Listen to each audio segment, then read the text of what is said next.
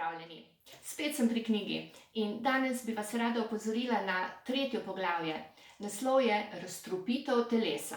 V tem poglavju dejansko povzemam ugotovitve znanja različnih strokovnjakov in tudi ljudi, ki jih je življenjska okoliščina pripeljala do tega, da so se zazrli vase in naredili nekaj več za svoje telo. Postavljam je pa namreč mar, kaj dajo vase, tako glede hrane kot napitkov. Mene je še posebej navdušila na primer Rika Zaraj, s katero sem se srečala že pred 20–30 leti, ko sem živela še v Makedoniji, kako se je ona lotila razstrupljanja.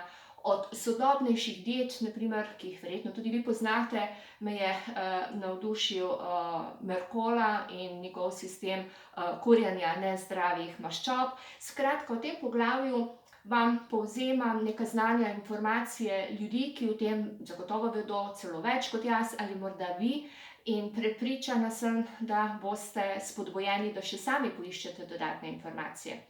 Pišem pa tudi o tem, kako je treba med postom nenehno skrbeti za krepitev odpornosti, v času epidemije še posebej, kako sta nujna gibanje in pa pitje vode.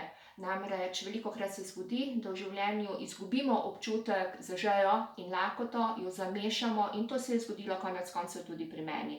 No, in ko smo pri gibanju, prav nič ne stane, na primer hoja v naravi, predstavljam vam svojo izkušnjo uporabe vibracijske palice in vas opozorim tudi na pomen izvajanja notranjih vaj in predstavim vse čare uporabe vode. Torej, Razstrupitev telesa, tretje poglavje knjige, ki vam jo toplo priporočam, tudi zato, ker se bomo, upam, bralci sešli na zelo zanimivem dogodku konec marca letos.